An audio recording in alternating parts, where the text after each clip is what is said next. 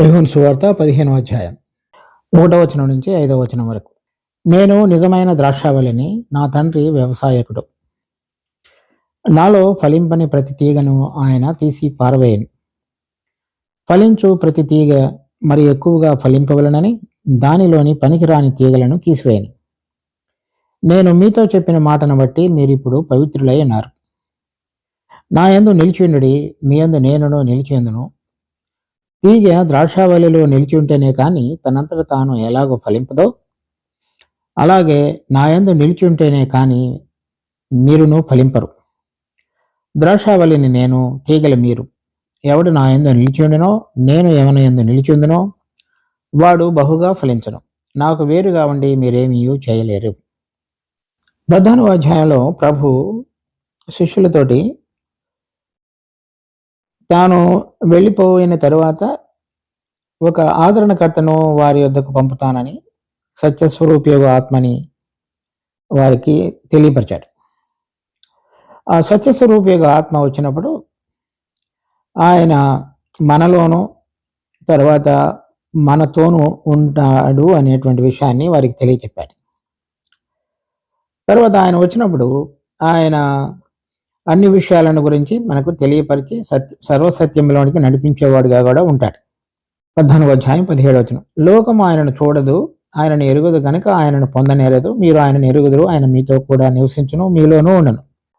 అలా చెప్పిన తర్వాత 20వ వచనంలో చూసినప్పుడు, నేను నా తండ్రి యందును, మీరు నా యందును, నేను మీ యందును ఉన్నామని ఆ దినమున మీరు ఎరుగుదురు.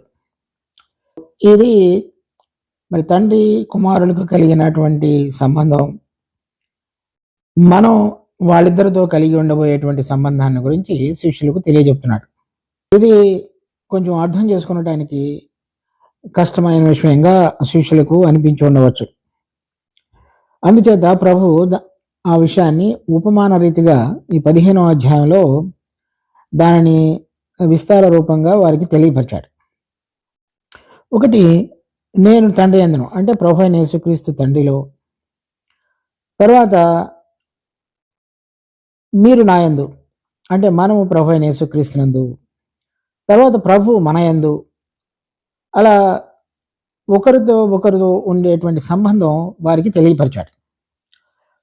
మరి తండ్రిలో ప్రభువులో మనము, తర్వాత 23వ వచనంలో 21వ వచనంలో చూసినప్పుడు, నన్ను ప్రేమించువాడు నా తండ్రి వలన ప్రేమింపబడును, నేనును వారిని ప్రేమించి వానికి నన్ను కనపరుచుకుందును. తర్వాత 23వ వచనంలో చూసినప్పుడు, యేసు ఒకడు నన్ను ప్రేమించిన యెడల నా మాట గైకొనను, అప్పుడు నా తండ్రి వానిని ప్రేమించును, మేము వాని యొద్దకు వచ్చి వాని యొద్ద నివాసం చేతుము. అలా తండ్రి కుమారుడు ఇద్దరు కూడా విశ్వాసిలో నివాసం చేయుట అనేటువంటి విషయాన్ని కూడా వారితో మాట్లాడాడు. ఇక్కడ 14వ అధ్యాయంలో చెప్పబడినటువంటి ఆ ముఖ్యమైనటువంటి అంశం, ప్రభువు తండ్రిలోనూ మనము ప్రభువులోనూ ఇద్దరు మనలోనూ ఉండటం అనేటువంటిది ఒక అసాధారణమైనటువంటి సంబంధాన్ని గురించి శిష్యులతోటి ప్రభువు మాట్లాడాడు. అది మరి ప్రకృతి సంబంధంగా సాధారణ స్వభావంగా ఆలోచించే మన అందరిలో కూడా ఇది ఎలా సాధ్యమవుతుంది అనేటువంటి విషయం మనకి ప్రశ్న ఉదయించవచ్చు. దానిని నివృత్తి చేయటానికి ఈ 15వ అధ్యాయంలో చెప్పబడినటువంటి ఉపమానం రీతిగా మాట్లాడినటువంటి బోధ మనకి దానికి కలిగినటువంటి ప్రశ్నకు సమాధానం ఇస్తుంది. ఇప్పుడు ప్రభు చెప్తున్నాడు, నేను నిజమైన ద్రాక్షావళిని, నా తండ్రి వ్యవసాయకుడు. అలా మొట్టమొదట వాళ్ళిద్దరి సంబంధాన్ని గురించి చెప్తున్నాడు. నా తండ్రి వ్యవసాయకుడు కనుక నేను ఆ వ్యవసాయంలో ఒక భూమిలో నాటబడినటువంటి ద్రాక్షావళి మన ప్రభు అయిన యేసుక్రీస్తు. తర్వాత మనము తీగలు అనేటువంటి విషయాన్ని వారితోటి మాట్లాడుతున్నాడు. అంటే తండ్రి వ్యవసాయకుడిగా ఉండి ద్రాక్షావళిని నాటి ఉన్నప్పుడు ద్రాక్షావళిలో ఉన్నటువంటి తీగలు విశ్వాసులు. ఆ విధంగా ఒకరితో ఒకరు సంబంధం కలిగి ఉండటం ద్వారా మరి భూమిలో ఉన్నటువంటి మరి నీరు, తర్వాత తగినటువంటి బలాన్ని కూడా ద్రాక్షావళి తీసుకొని ఆ ద్రాక్షావళిలో ఉన్నటువంటి జీవము, తర్వాత పరలోక సంబంధమైన స్వభావము, గుణముల ద్వారా ఆయనతోటి అంటు కట్టబడినటువంటి తీగలన్నీ కూడా ఫలించేటువంటి అనుభవంలోనికి శిష్యులను నడిపించేటువంటి వాడుగా ప్రభు ఉంటాడు. సో ఈ 14వ అధ్యాయంలో చెప్పబడినటువంటి తండ్రి యందు కుమారుడు, కుమారునిలో మనము, వారిద్దరూ మనలో అనేటువంటి అంశం ఈ విధంగా వ్యవసాయకుడు, ద్రాక్షవల్లి, తీగలు అనేటువంటి రూపం ద్వారా ఏ విధంగా అయితే నెరవేర్చబడుతుందో అది మన యొక్క సంబంధం ప్రభుతోటి, ప్రభు యొక్క సంబంధం తండ్రితోటి, ఇద్దరూ కలిసి మనతోటి ఏ విధంగా అది నెరవేర్చబడుతుందో ఈ ఉపమానంలో చూసినప్పుడు మనకు అర్థమవుతుంది. ఒక విషయంలో మనం చూసినప్పుడు తండ్రి మరి ఈ సృష్టి అంతటిని కూడా సృష్టించిన వాడిగా ఉన్నాడు. కానీ తన కుమారుని విషయం అయితే ఈ విధంగా చెప్తున్నాడు. చూడండి, యోహాను సువార్త 1వ అధ్యాయం 18వ వచనం. ఎవడను ఎప్పుడైనాను దేవుని చూడలేదు, తండ్రి రొమ్మున ఉన్న అద్వితీయ కుమారుడే లేక జనితైక కుమారుడే అని అర్థం. ఆయనను బయలుపరచను. తర్వాత అదే అంశం 3వ అధ్యాయం 16వ వచనం. దేవుడు లోకమును ఎంతో ప్రేమించును, కాగా తన అద్వితీయ కుమారునిగా పుట్టిన వాని యందు. ఈ భూలోకంలో ఇక్కడ ఉన్నటువంటిది కానీ పరలోకంలో ఉన్నవన్నీ కూడా సృష్టించబడినవి. కానీ మన ప్రభు అయిన యేసుక్రీస్తు జనితైక కుమారుడు, అంటే ఆయనలో నుండి ఉద్భవించిన వాడని అర్థం. అది మిగిలినవన్నీ కూడా కనబడేటువంటి పదార్థాల చేత కానీ కనబడనటువంటి పదార్థాల చేత కానీ దేవుడు సృష్టించాడు. అవి పరలోకంలో ఉన్నవి కానీ భూలోకంలో ఉన్నవి కానీ అన్నిటినీ కూడా సృష్టించాడు. కానీ ప్రభు అయిన యేసుక్రీస్తు ఆయనలో నుండి వచ్చినవాడు. ఆ విధంగా వారిద్దరి యొక్క సంబంధం ఒకటితో ఒకటి ఆ విధంగా ముడిపడి ఉంది. మిగిలినవన్నీ కూడా సృష్టించబడినవి, కానీ ప్రభు అయిన యేసుక్రీస్తు జనితైక కుమారుడు, అంటే ఆయనలో నుంచి మరి ఉద్భవించినవాడు. కానీ మిగిలిన సృష్టి అంతా కూడా కొలసీ పత్రిక 1వ అధ్యాయంలో మనం చూస్తే 15వ వచనం. ఆయన అదృశ్య దేవుని స్వరూపి అయ్యుండి సర్వ సృష్టికి ఆది సంభూతుడు. ఎలయనగా ఆకాశమందు ఉన్నవి, భూమి యందున్నవి, దృశ్యమైనవి అదృశ్యమైనవి గాని అవి సింహాసనములైనను, ప్రభుత్వములైనను, ప్రధానులైనను, అధికారములైనను సర్వమును ఆయన యందు సృజింపబడిను. సర్వమును ఆయన ద్వారాను ఆయనను బట్టి సృజింపబడిను. ఆయన అన్నిటికంటే ప్రథముడుగా ఉండి జనితైక కుమారుడిగా తండ్రి ద్వారా ఉన్నటువంటి వాడుగా ఉన్నాడు. మిగిలినవన్నీ కూడా తండ్రి ఆయన ద్వారా కలుగజేసినవిగా ఉన్నాయి. అందుచేత చూడండి, యోహాను సువార్త 5వ అధ్యాయం 26వ వచనం. తండ్రి ఎలాగూ తనంతట తానే జీవము గలవాడు అన్నాడో అలాగనే కుమారుడును తనంతట తానే జీవము గలవాడ ఎండుటకు కుమారునికి అధికారం అనుగ్రహించను. సృష్టించబడిన సృష్టం ఏది కూడా తనంతట తానుగా జీవించగలిగినటువంటి అధికారం కలిగినదిగా లేదు. కానీ కుమారుడు తనంతట తానుగా జీవము కలిగిన వాడుగా ఉన్నాడు. తర్వాత 6వ అధ్యాయం 57వ వచనం. జీవము గల తండ్రి నన్ను పంపిన గనక నేను తండ్రి మూలముగా జీవించుతున్నట్టే నన్ను తినవాడు నా మూలముగా జీవించును. ఇక్కడ కూడా తండ్రి కుమారుడు వారి యందు విశ్వసించినటువంటి విశ్వాసి యొక్క సంబంధాన్ని గురించి చెప్తున్నాడు. ఇక్కడ సృష్టించబడిన సృష్టం అంతయు కూడా తండ్రి యొక్క ఇష్టాలను బట్టి జీవించగలిగేదిగా సృష్టించబడింది. కానీ కుమారుడు తండ్రి మూలముగా జీవించినట్లే మనం కూడా ఆయన మూలముగా జీవించగలిగేటట్లుగా ఆయన మనలను ఉంచున్నాడు. అలా ఒకరితో తండ్రితోటి కుమారుడితో కలిగినటువంటి సంబంధాన్ని బట్టి ఆయన యోహాను సువార్త 5వ అధ్యాయం 19వ వచనంలో ఈ విధంగా చెప్తున్నాడు.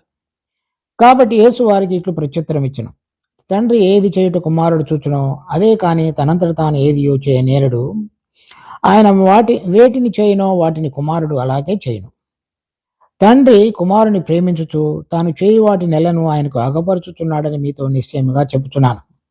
ఈ విధంగా వారు ఒకరిలో ఒకరు ఉండటం ద్వారా, అంటే వ్యవసాయకుడు ద్రాక్షవల్లిగా ఉండటం చేత ఒకరిలో తండ్రిలో నుంచి కుమారుడు జనితైక కుమారుడిగా ఉండటం మాత్రమే కాకుండా ఆయన మూలముగా జీవించేవాడుగా ఉన్నాడు అనేటువంటిది మొదటిది. ఆయన మూలముగా జీవించుతున్నాడు కాబట్టి తండ్రి ఏ విధంగా చేయుట చూస్తాడో అదే విధంగా కుమారుడు కూడా ఈ లోకంలో చేయుట అనేటువంటిది మనం చూస్తాం. తర్వాత 7వ అధ్యాయం 15వ వచనం. యూదులు అందుకు ఆశ్చర్యపడి చదువు కొనని ఇతనికి ఈ పాండిత్యం ఎట్లు వచ్చినని చెప్పుకున్నది. అందుకు యేసు, నేను చేయు బోధ నాది కాదు, నన్ను పంపిన వానిదే. ఎవడైనాను ఆయన చిత్తము చొప్పున చేయ నిశ్చయించుకునే నేడల ఆ బోధ దేవుని వలన కలిగినదో లేదా నాదో అంతటా నేను బోధించుతున్నానో వాడు తెలుసుకున్నాను. ఇక్కడ తను చేసినటువంటి పరిచర్య బోధ అంతయు కూడా తండ్రి దగ్గర నుంచి అతడు పొందినదిగా మనం చూస్తున్నాం. అంటే ప్రభు తండ్రి వ్యవసాయకుడు, కుమారుడు ద్రాక్షవల్లిగా ఉండటం చేత ఆయన ద్వారా ఆయన ద్వారా జనితకి కుమారుడిగా ఈ లోకంలోనికి వచ్చుట, తర్వాత కార్యములు చేయుట, బోధించుట. తర్వాత 8వ అధ్యాయంలో కనుక చూస్తే యోహాను సువార్త 8వ అధ్యాయం 28వ వచనం. కావున యేసు, మీరు మనుష్య కుమారుని పైకెత్తినప్పుడు నేనే ఆయనననియు, నా అంతట నేనే ఏమీ చేయక తండ్రి నాకు నేర్పినట్టు ఈ సంగతులు మాట్లాడుతున్నాననియు మీరు గ్రహించదురు. ఇక్కడ తండ్రి నేర్పినట్లుగా ఆయన ఈ లోకంలో మాట్లాడిన విషయాలు కూడా కనపడుతున్నాయి. తర్వాత 26వ వచనంలో చూస్తే, నేను ఆయన యొద్ద వినని సంగతులే లోకమునకు బోధించుతున్నానని చెప్పినాను. ఆ విధంగా ఆయన దగ్గర నుండి వినటం, జీవించటం, మాట్లాడటం, బోధించటం, ఇవన్నీ కూడా వారితో ఒకరితో ఒకరికి కలిగినటువంటి సంబంధాన్ని గురించి కొన్ని ఈ మచ్చు తునకలు మాత్రమే. ఆయన యొక్క జీవితం అంతయు కూడా ఆ విధంగా తండ్రి యొక్క ఉద్దేశాన్ని చక్కగా నెరవేర్చే విధంగా మన ప్రభువు ఏ విధంగా ద్రాక్షావల్లిగా ఉండి మరి తండ్రిలో ఉన్నటువంటి వాడై జీవము, పనులు, మాట్లాడుట, బోధించుట, క్రియలు వీటన్నిటిని కూడా తండ్రి ద్వారా జరిగించాడు. ఆ విధంగా ఇక్కడ మీరు గనక 10వ వచనంలో మొదటి భాగం చూస్తే 15వ అధ్యాయం 10వ భాగంలో, నేను నా తండ్రి ఆజ్ఞలు గైకొని ఆయన ప్రేమ యందు నిలిచిన ప్రకారము. విధంగా తండ్రి యొక్క ఆజ్ఞలను గైకొని మరి ఆ తండ్రి కోరిన విధంగా జీవించటం అనేటువంటిది ఒక వ్యవసాయకుడు ద్రాక్షావళిలో ఉన్నటువంటి సంబంధాన్ని గురించి మనం చూచినటువంటి అనేక ఉదాహరణలలో మనకి తేటగా కనబడుతున్నది. అదే సంబంధంలోనికి ఇప్పుడు విశ్వాసుల గురించి మాట్లాడుతున్నాడు. తర్వాత నాలో ఫలింపని ప్రతి తీగ, 15వ అధ్యాయం 2వ వచనం, నాలో ఫలింపని ప్రతి తీగను ఆయన తీసి పారవేయను. ఫలించు ప్రతి తీగ మరి ఎక్కువగా ఫలింపవలనని దానిలోని పనికిరాని తీగలను తీసివేయను. ఈ ద్రాక్షావల్లిలో ఉన్నటువంటి తీగలు విశ్వాసులతోటి ఇక్కడ పోల్చబడి దానిలో ఫలించేటువంటి తీగలు ఉంటాయని, పనికిరాని తీగలు కూడా ఉంటాయనే విషయాన్ని ప్రభు మాట్లాడుతున్నాడు. తర్వాత 3వ వచనంలో, నేను మీతో చెప్పిన మాటను బట్టి మీరు ఇప్పుడు పవిత్రులైనారు. ఇంతవరకు జరిగినటువంటి సందర్భంలో ప్రభు వారితో చెప్పిన మాటను బట్టి వారు ఇప్పుడు పవిత్రులై ఉన్నారనే మాట చెప్తున్నాడు. ఈ పవిత్రులైవుట అనేటువంటి మాట తెలుగులో ఈ ట్రాన్స్లేషన్లో అంత తేటగా రాలేదు. అది గ్రీకు పదంలో వాడబడినటువంటి మాట కథరోస్. కథరోస్ అనేటువంటిది ఇక్కడ మీరు చూడండి 13వ అధ్యాయం యోహాను సువార్త 10వ వచనంలో, యేసు అతనిని చూచి, స్నానం చేసిన వాడు పాదముల తప్ప మరేమీ కడుగుకొనక్కరలేదు, అతడు కేవలము పవిత్రుడు ఆయన అని రాయబడింది. అంటే ఇక్కడ కూడా తెలుగులో సరిగా రాయలేదు. అంటే మురికి తీసివేయబడుట అని అర్థం, లేక శుభ్రపరచుకొనుట అని అర్థం. శుభ్రపరచుట అనేటువంటి మాట కరెక్ట్గా ట్రాన్స్లేషన్. అది ఇంగ్లీష్లో క్లీన్ అని రాయొచ్చు. ఇక్కడ ప్యూర్ అని రాశారు. కానీ క్లీన్ అంటే మన మీద ఉన్నటువంటి ధూళి దుమ్ము కడుగుకొని శుభ్రపరచుకున్నట్టు అని అర్థం. ఇక్కడ కూడా అదే, మీరు శుభ్రపరచబడి ఉన్నారని అర్థం. తర్వాత అదే ఇంకా కొన్ని ఉదాహరణలు చూస్తే అపోస్తుల కార్యం 18వ అధ్యాయం 6వ వచనంలో, వారు ఎదురాడి దూషించినప్పుడు అతడు తన వస్త్రములు దులుపుకొని, మీ నాశనమునకు మీరే ఉత్తరవాదులు, నేను నిర్దోషిని. ఇక్కడ ఏదే మాట అయితే పవిత్రుడు అని రాయబడిందో 15వ అధ్యాయం 3వ వచనంలో, ఇక్కడ నిర్దోషి అనేటువంటి మాట వాడబడింది.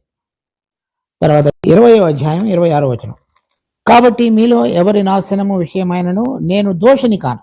అది దోషిని కాదు అని మాట కూడా, అంటే నేను ఇప్పుడు శుభ్రపరచబడి ఉన్నాను, నా మీద ఏ దోషము లేదని మాటగా అర్థం. ఈ విధంగా తర్వాత ఇక్కడ మనం ప్రకటన గ్రంథం 19వ అధ్యాయం 8వ వచనంలో చూస్తే, మరియు ఆమె ధరించుకున్నట్టుకు ప్రకాశములను నిర్మలములు నైనా. ఇక్కడ నిర్మలము అనేటువంటి మాట వాడబడింది. తెలుగులో గ్రీకు భాషలో వాడబడినటువంటిది ఒకటే మాట కథరోస్. కానీ తెలుగులో ఈ 13వ అధ్యాయం 10వ వచనంలో, 15వ అధ్యాయం 3వ వచనంలో పవిత్రులని, అపోస్తుల కార్యాల్లో మనం చూసిన 2 రిఫరెన్సెస్లో దోషిని కాదు అని, నిర్దోషినని, ప్రకటన గ్రంథం 19వ అధ్యాయంలో నిర్మలుడు అనేటువంటిది మాట వాడబడింది. అంటే ఇక్కడ అర్థం ఏంటంటే, ఏదైతే నేను మీతో చెప్పిన మాటను మీరు విశ్వసించారో, అంటే నేను పరలోకం నుంచి వచ్చున్నాను, తర్వాత నేను ఈ లోకంలో చనిపోయి తిరిగి లేవనెత్తబడి తండ్రి యొద్దకు వెళ్ళబోతున్నాను అనే మాటను మీరు విశ్వసించారో, దానిని బట్టి మీరు నా యందు విశ్వసించిన దానిని బట్టి మీ పాపాలు క్షమించబడి మరి మీరు ప్రత్యేకపరచబడిన వారుగా ఉండి శుద్ధీకరించబడిన వారుగా చేయబడ్డారు అని అర్థం. అలా అంటే అది మనం ఇప్పుడు సమయంలో చెప్పాలంటే, మనం పాపముల చేత ఒప్పించబడి, పాపములను బట్టి ఒప్పించబడి, తర్వాత ప్రభువునందు విశ్వసించి పాపాలు అంగీకరించి క్షమించబడినటువంటి అనుభవాన్ని పొంది ప్రభువును సొంత రక్షకుడిగా అంగీకరించినటువంటి అనుభవాన్ని బట్టి మనము ఈ శుద్ధీకరించబడిన వారము అని మనం చెప్పవచ్చు. అలాంటి స్థితి నుంచి ఇప్పుడు తర్వాత జరగవలసింది 4వ వచనంలో చెప్తున్నాడు. నా యందు నిలిచిండుడి, మీ యందు నేనునో నిలిచిందును. 14వ అధ్యాయం 20వ వచనంలోను 23వ వచనంలోను చెప్పబడిన మాటే మరలా ఆయన వారి గమనానికి తీసుకొస్తూ దాని యొక్క విశిష్టతను వారికి తెలియజెప్తున్నాడు. మనము ఆయన యందు నిలిచిండుట, ఆయన మన యందు నిలిచిండుట. అలా లేకపోయినట్లయితే, తీగ ద్రాక్షావల్లిలో నిలిచుంటేనే కానీ తనంతట తాను ఎలాగ ఫలింపదో, అలాగే నా యందు నిలిచుంటేనే కానీ మీరును ఫలింపరు. ఏ విధంగా అయితే కుమారుడు తండ్రి యందు నిలిచి ఉండి మరి ఆయన ఆజ్ఞలు గైకొని బోధించి మాట్లాడి ఆయన చేయమన్న కార్యములన్నిటినీ కూడా జరిగించి ఆయన యందు నిలిచి ఉన్నాడో, ఆ విధంగా మనం కూడా ప్రభు తరువాత మృతులలో నుంచి తిరిగి లేచిన తరువాత మనం ఆయన యందు నిలిచి ఉండడం ద్వారా మనము కూడా తండ్రి ఉద్దేశానుసారంగా మనలను రక్షించి తర్వాత విశిష్టమైనటువంటి ఉద్దేశంతో కుమారుని యందు నిలిచి ఉండేలాగా మనం జరిగించున్నాడో, ఆ విధంగా ఉన్నప్పుడు మనం కూడా బహుగా ఫలించే వారంగా చేయబడతాం. నాకు వేరుగా ఉండి మీరేమీ చేయలేరు. మనం ఆయన యందు నిలిచి ఉన్నట్లయితే బహుగా ఫలించే వారంగా చేయబడతాం. ఇక్కడ మనం అర్థం చేసుకోవాల్సింది, ఏ విధంగా తండ్రి వ్యవసాయకుడిగా ఉండి కుమారుడు ద్రాక్షావల్లిగా ఉండి మరి కుమారుడు తండ్రి జరిగించమన్నటువంటి కార్యములన్నిటినీ కూడా తండ్రి యొక్క జీవాంతనలో పనిచేయడం ద్వారా జరిగించున్నాడో, ఆ విధంగా మనము కుమారులలో అంటే ఆ ద్రాక్షావల్లిలో నిలిచి ఉండి ఆ తీగ ఆయనలో ఉన్నటువంటి జీవాన్ని సారాన్ని తీసుకొని మరి ఆ ద్రాక్షావల్లికి ఉన్నటువంటి స్వభావమైనటువంటి గుణముల యొక్క పోలికలోనికి మనం కూడా ఈ లోకంలో జీవించే సమయంలో అటువంటి ఫలములను ఫలించేటువంటి అనుభవంలోనికి రావాలని తండ్రి యొక్క ఉద్దేశం. అందుచేతనే ఈ యొక్క మరి ఏర్పాటును మన పక్షంగా ఆయన జరిగించున్నాడు. మొట్టమొదటిగా మనం ఆ విధంగా ఫలించాలి అంటే తర్వాత చెప్పబడినటువంటి విషయాలలో మనం చూస్తాం, అది మనం ఆయనను ప్రేమించడం అనేటువంటిది అది ముఖ్యమైనటువంటి అంశం.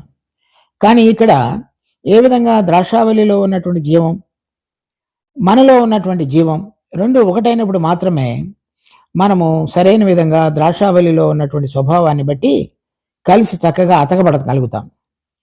ఆయనలో ఆత్మ సంబంధమైన పరలోక సంబంధమైన పరిశుద్ధమైనటువంటిది మరి స్వభావం, తర్వాత పరలోక జీవం, తర్వాత పాపమును ఓడించి తిరిగి లేచినటువంటి జీవం ఆయనలో ఉండి పనిచేసేదిగా ఉంది. మనం ఆయనతో అంటుకట్టబడటానికి అవసరమైనటువంటి ఆ జీవాన్ని మనకు ఆయన ఉచితంగా ప్రసాదించాడు. మనం ఆయన చేసిన కార్యమందు విశ్వసించడం ద్వారా మనము నూతనమైనటువంటి జీవాన్ని కలిగి నడుచుకున్నట్లుగా చూడండి, రోమాపత్రిక 6వ అధ్యాయం 4వ వచనం. కాబట్టి తండ్రి మహిమ వలన క్రీస్తు మృతులలో నుండి ఎలాగూ లేపబడెనో అలాగే మనమును నూతన జీవము పొందిన వారమై నడుచుకున్నట్లు మనము బాప్తిజము వలన మరణములో పాలు పొందుటకై ఆయనతో కూడా పాతిపెట్టబడితిమి. ఇది మరి మనము కూడా ఆయనతో కూడా పాతిపెట్టబడితిమి అనేటువంటి అనుభవాన్ని ఆయన మరి చనిపోయి తిరిగి లేచి ఉన్నాడు అనేటువంటి ఆ పరమ సత్యం అందు విశ్వసించడం ద్వారా ఈ అనుభవంలోనికి తీసుకుని రాబడినటువంటి విశ్వాసులందరూ కూడా ఆ నూతన జీవం కలిగి నడిపించబడతారు. ఆ నూతన జీవము మన ప్రభు అయిన యేసుక్రీస్తు జీవమై ఉన్నది కనుక మనము ద్రాక్షావల్లిలో తీగవలే ఉండటానికి ఏమాత్రం కూడా అడ్డంకం ఉండదు. ఆ జీవం ఎవరిలో అయితే ఉండదో వారు తీగలుగా ఉండలేరు. ఆ తీగలుగా ఉన్నారు అంటే అర్థం వారిలో ఆ జీవము ఉన్నది అని అర్థం. అందుచేతనే ఆ తీగలుగా వారు ద్రాక్షావల్లిలో ఉన్నారనేది మనం అర్థం చేసుకుంటాం. అయితే ఈ తీగగా ద్రాక్షావల్లిలో ఉండి ఫలించకుండా ఉండేటువంటి అవకాశాలుగా ఉన్నట్లుగా మనం ఇక్కడ చూస్తాం. 2వ వచనంలో చూసినప్పుడు ఫలింపని ప్రతి తీగను ఆయన తీసి పారవేయను. అంటే వారు ద్రాక్షావల్లిలో ఉండి ఆయనకు సంబంధించిన వారుగా ఉన్నప్పటికీ ఆయనలో ఉన్నటువంటి జీవాన్ని, ఆయన స్వభావాన్ని అనుసరించి ఏ విధంగా ఫలింపులోనికి రావాలో ఆ ఫలములను ఫలింపలేనటువంటి వారుగా కూడా ఉండే అవకాశం ఉన్నట్లుగా కనబడుతున్నది. అది మనం ఇక్కడ అర్థం చేసుకునే విషయం. 5వ వచనంలో మీరు చూడండి, ఎవడు నా యందు నిలిచుండునో నేను ఎవని యందు నిలిచుందునో వాడు బహుగా ఫలించడం. కనుక మనం ఆయనలో నిలిచుండి ఆయనలో ఉన్నటువంటి జీవానికి అనుసారమైనటువంటి ఆ బలాన్ని, శక్తిని ఆత్మ ద్వారా తీసుకొని వారు మాత్రమే ఆయన ఏ విధంగా జీవించాడో ఆ విధంగా జీవిస్తూ వారు కోరుతున్నటువంటి దేవునికి, ప్రభువుకి తగినటువంటి ఆ స్వభావం ఏదైతే ఉన్నదో దానికి అనుసారంగా మనలో ఫలములు ఫలించేవిగా చేయబడతాయి. మనం ఆయనలో నిలిచి ఉండకుండా ఉండేటువంటి అవకాశంలో మనము అంటే ఆ జీవము, ఆ సారాన్ని, ఆ బలాన్ని, ఆ శక్తిని, ఆ స్వభావాన్ని అనుసరించి జీవించకపోయినట్లయితే మనము వారు కోరిన విధంగా ఫలములు ఫలించలేము. ఆ విషయాన్ని మనం గ్రహించాలి. సో ఇది మనకి ఇవ్వబడినటువంటి జీవం, ప్రభు అయినటువంటి జీవంలో నిలిచి ఉండి మనం ఆయన ద్వారా బలాన్ని తీసుకొని తండ్రి కోరుతున్నటువంటి విధంగా వారి స్వభావానికి తగిన రీతిలో మరి ఏ విధంగా కుమారుడు ఫలించి, బోధించి, మాట్లాడి క్రియలు జరిగించాడో, ఏ విధంగా అయితే కుమారుడు కూడా నా యందు విశ్వాసం ఉంచువాడు మరి ఇంతకంటే అధికమైన కార్యములను చేయును అని చెప్పాడో, అవన్నీ కూడా మన ద్వారా రాగలగటానికి మనం పరీక్షించుకోవలసింది మనలో పనిచేయుచున్న జీవము కుమారుడు తండ్రి ద్వారా వచ్చినటువంటిది అయ్యండి. ఆ జీవము చక్కగా ఫలింపులోనికి రాగలగటానికి నేను వారిలో నిలిచున్నానా లేదా అనేది మనం పరీక్షించుకోవాలి. అలా పరీక్షించుకున్నప్పుడు వారిలో కనుక మనం నిలిచి ఉంటే వారి జీవము, వారిలో ఉన్న బలము, శక్తి ద్వారా మనలో పనిచేయాలని ప్రయత్నం చేస్తున్నటువంటి శరీర సంబంధము, ప్రకృతి సంబంధమైనటువంటి స్వభావం నుంచి మనం జయం పొందిన వారమై దేవునిలో ఉన్నటువంటి ఆ స్వభావానుసారంగా మనము ఫలింపులోనికి తీసుకుని రాబడగలిగే వారంగా చేయబడతాం. చూడండి, కొరింథీయులకు రాసిన మొదటి పత్రిక 12వ అధ్యాయం 12-13 వచనాలు. ఎలాగూ శరీరము ఏకమైనను అనేకమైన అవయవములు కలిగి ఉన్నదో, ఎలాగ శరీరం యొక్క అవయవములన్నీ అనేకములైనను ఒక శరీరమై ఉన్నవో, అలాగే క్రీస్తు ఉన్నాడు. ఎలానగా యూదులమైనను, గ్రీసు దేశస్థులమైనను, దాసులమైనను, స్వతంత్రులమైనను మనమందరము ఒక్క శరీరంలోనికి ఒక్క ఆత్మ యందే బాప్తిజము పొందితిమి.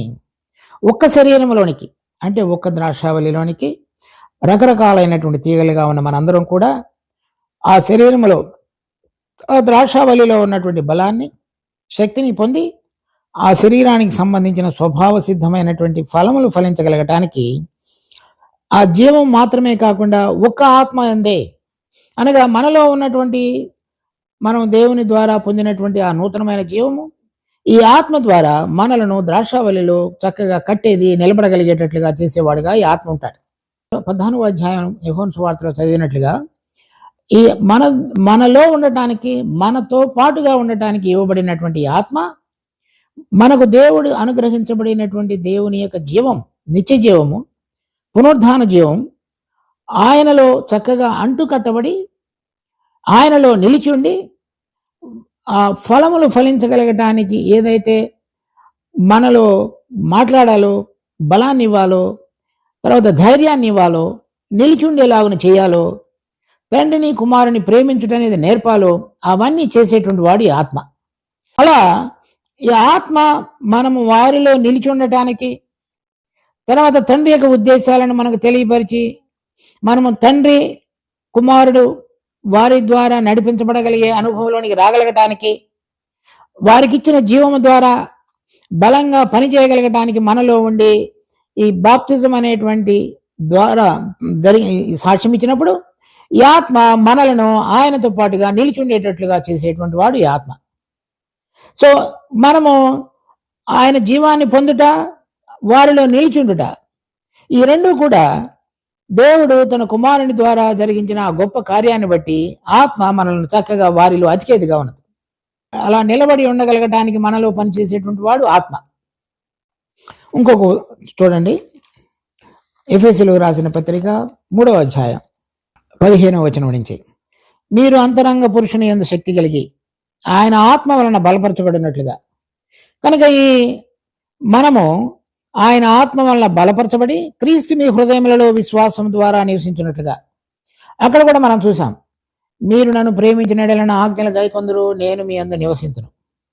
కనుక ఈ ఆత్మ మనం బాప్తిజం తీసుకున్నప్పుడు ఆయనతో పాటుగా మనం నిలిచి ఉండగలగటానికి, మన ఆత్మలో మనం బలపడగలగటానికి, ఆ విధంగా మనం ఆయనను ప్రేమించటానికి, ఆ ప్రేమించినప్పుడు క్రీస్తు మన హృదయాలలో నివసించటానికి, ఆ ద్రాక్షావల్లి తీగ యొక్క సంబంధంలో నిలబడి ఉండి, ఏదైతే ద్రాక్షావల్లి ఆయన స్వభావ సిద్ధమైనటువంటి ఫలములు ఫలించాలని కోరుతాడో అవన్నీ కూడా తీగల ద్వారా బయటికి రాగలగటం అనేటువంటిది మనకు అనుగ్రహించబడిన జీవము, మనలో ఆయన పని చేయుచున్నటువంటి ఆత్మ ద్వారా నిలిచి ఉండి ఈ ఫలముల యొక్క ఫలింపు యొక్క అనుభవంలోనికి మనం తీసుకుని రాబడగలుగుతాం.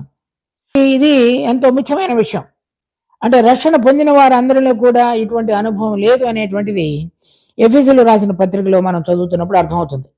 క్రీస్తు మీ హృదయములలో విశ్వాసం ద్వారా నివసించినట్లుగాను, మీరు అంతరంగ పురుషుని యందు ఆయన శక్తి కలిగి ఆత్మ వలన బలపరచబడినట్లుగాను. తర్వాత ఇంకొక చూడండి, గలతీ పత్రిక 4వ అధ్యాయం 6వ వచనం, మరియు మీరు కుమారులైనందున నాయన తండ్రి అని మొరపెట్టు తన కుమారుని ఆత్మను దేవుడు మన హృదయములలోనికి పంపెను. కనుక ఇక్కడ కూడా వారు కూడా రక్షణ పొంది శుభ్రపరచబడి మరి తర్వాత ఆ జీవం కలిగి ఈ నాయన తండ్రిని మొరపెట్టగలిగినటువంటి ఆత్మను కూడా ఈ గలతీలో ఉన్న విశ్వాసులు పొందగలిగి ఉన్నారనేది మనకు అర్థమవుతుంది. కానీ అదే అధ్యాయం 19వ వచనంలో చూస్తే, నా పిల్లలారా క్రీస్తు స్వరూపము మీ యందు ఏర్పడే వరకు మీ విషయమై మరలా నాకు ప్రసవ వేదన కలుగుతున్నది. అంటే ఆ ఆత్మను కలిగి ఉన్నారు, కానీ ఈ జీవము ఆత్మ వారిలో పనిచేసి దేవునిలో నిలిచి ఉండి చక్కగా దేవుడు కోరిన విధంగా, ప్రభువు కోరిన విధంగా ఆత్మ సంబంధమైన ఫలముల యొక్క ఫలింపులోనికి రానటువంటి జీవితంలో వారు నివసిస్తున్నారనే విషయం అర్థమవుతుంది. కనుక కొంతమంది ఆత్మను పొంది ఉండకపోవచ్చు, పొంది ఉండిన వారు సరైన విధంగా అతకబడి ఉండకపోవచ్చు, అతకబడిన వాళ్ళు ప్రభువులో నిలిచి ఉండి వారు దేవుని యొక్క స్వభావానికి అనుసారంగా నడుచుకునే విషయంలో ఆయనకి లోబడకపోవచ్చు. ఆ విధంగా ఈ ఫలములు ఫలింపనటువంటి స్థితిలో అనేకమైన విశ్వాసులు ఉండేటువంటి మనకు తారసపడే అవకాశం ఉంది.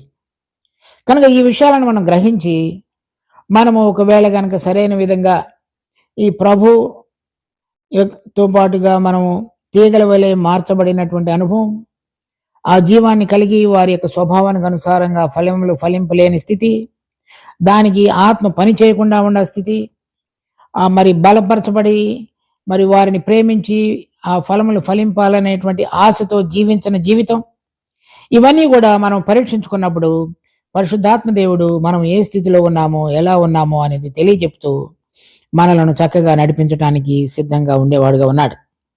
కనుక ఈ విషయాలను మనం జాగ్రత్తగా గమనించి ముందుకు సాగటానికి దేవుడు మనకు సహాయపడును గాక. ప్రార్థించుకుందాం. మా జీవము కలిగిన తండ్రి, మీకు ఎంతో వందనాలు. మరి మీరు ఇచ్చినటువంటి వాక్య భాగం అనుసారంగా మేము సరైన విధంగా జీవించగలగటానికి కావలసిన కృపను మాకు ప్రసాదించి, మరి మేము రోజు కూడా ఆత్మ సంబంధమైన వెలుగు ఫలములు, ఆత్మ ఫలములు మరి మీలో నిలిచి ఉండడం ద్వారా ఏ విధంగా ఫలించాలో ఆ విధంగా ఫలించగలిగిన అనుభవంలోనికి మమ్మల్ని తీసుకెళ్ళమని ప్రార్థిస్తున్నాం. మరి ప్రతిరోజు మీరు మాకు అనుగ్రహించిన జీవము, మీ స్వభావాన్ని అనుసరించి ఫలములు ఫలించడానికి పనికి రాగలిగిన ఆత్మ సంబంధమైన బలం మరి మాకు దయచేయండి. ఆ విధంగా మరి జీవమునిచ్చు ఆత్మ యొక్క నియమం ద్వారా ఈ పాప మరణముల నియమం నుంచి మేము బయటపడి దేవుడు కోరిన విధంగా ప్రతిరోజు జీవించగలిగిన అనుభవాన్ని మాకు మంచి రుచికరమైన మరి స్వాదిష్టమైన అనుభవంగా మార్చమని కోరుతూ మా రక్షకుడు ప్రభువైన యేసు నామమున అడిగి వేడుకుంటున్నాం తండ్రి. ఆమేన్.